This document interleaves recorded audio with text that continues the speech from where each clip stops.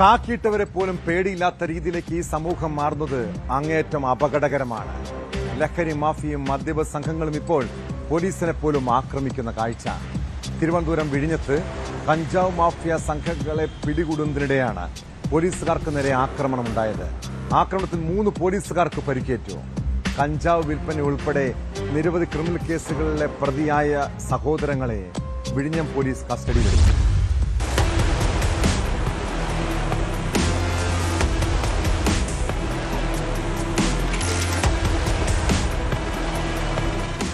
ഉച്ചയോടെയാണ് വിഴിഞ്ഞത്തെ നിരവധി കേസുകൾ പ്രതിയും കഞ്ചാവ് മാഫിയ സംഘത്തിലെ ഇടനിലക്കാരുമായ തിരുവല്ലം സ്വദേശി അനന്തുകൃഷ്ണനും സഹോദരൻ യദുകൃഷ്ണനും പിടിയിലാകുന്നത്.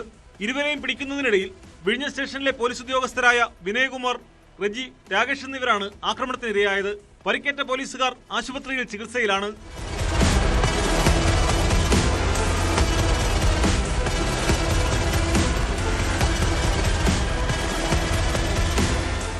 സംഭവത്തെക്കുറിച്ച് പോലീസ് പറയുന്നത് ഇങ്ങനെ: വെങ്ങാനൂർ ഭാഗത്തെ പ്രധാന കഞ്ചാവ് വിൽപ്പനക്കാരനായ ചൈനാഖിൽ എന്ന് വിളിക്കുന്ന അഖിലുമായി അനന്തുകൃഷ്ണന്റെ സംഘവും 6 മാസം മുമ്പ് തെറ്റിയിരുന്നു. ഇത് പലപ്പോഴും കയ്യാങ്കളികൾക്കുമിടയാക്കി.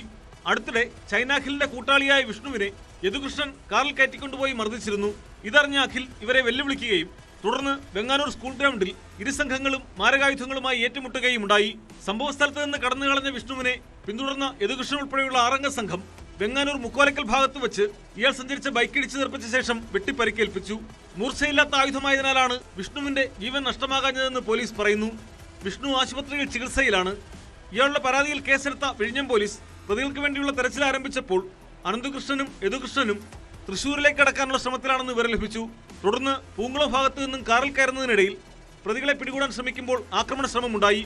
അനന്തുവിനെ കസ്റ്റഡിയിലെടുത്തെങ്കിലും യദുകൃഷ്ണൻ രക്ഷപ്പെട്ടു. പിന്തുടർന്ന പോലീസുകാരെ വീണ്ടും ആക്രമിച്ചുവെങ്കിലും അതിസാഹസികമായി ഇയാളെയും കീഴ്പ്പെടുത്തി കസ്റ്റഡിയിലെടുക്കുകയായിരുന്നു. യദുകൃഷ്ണനെ വിലങ്ങിട്ട് സ്റ്റേഷനിലെത്തിക്കുന്നതിനിടയിൽ കയ്യിലെ വിലങ്ങുകൊണ്ട് രാകേഷ് എന്ന പോലീസുകാരന്റെ മുഖത്തിടിച്ചു പരിക്കേൽപ്പിച്ചു. മൂക്കിന്റെ പാലം തകർന്ന രാകേഷിനെ തിരുവനന്തപുരത്തെ സ്വകാര്യ ആശുപത്രിയിൽ ശസ്ത്രക്രിയയ്ക്ക് വിധേയനാക്കി. തിരുവല്ലം പോലീസ് സ്റ്റേഷൻ ഉൾപ്പെടെ റൌഡി ലിസ്റ്റിലെ പ്രതിയാണ് യദുകൃഷ്ണൻ. 2 വധശ്രമ കേസുകളും ഇയാൾക്കെതിരെ ഉണ്ടെന്ന് പോലീസ് പറഞ്ഞു.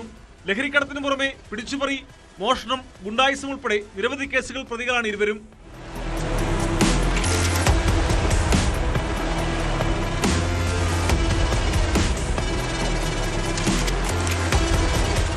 ന്യൂസ് 18 നെയ്യാറ്റിൻകര.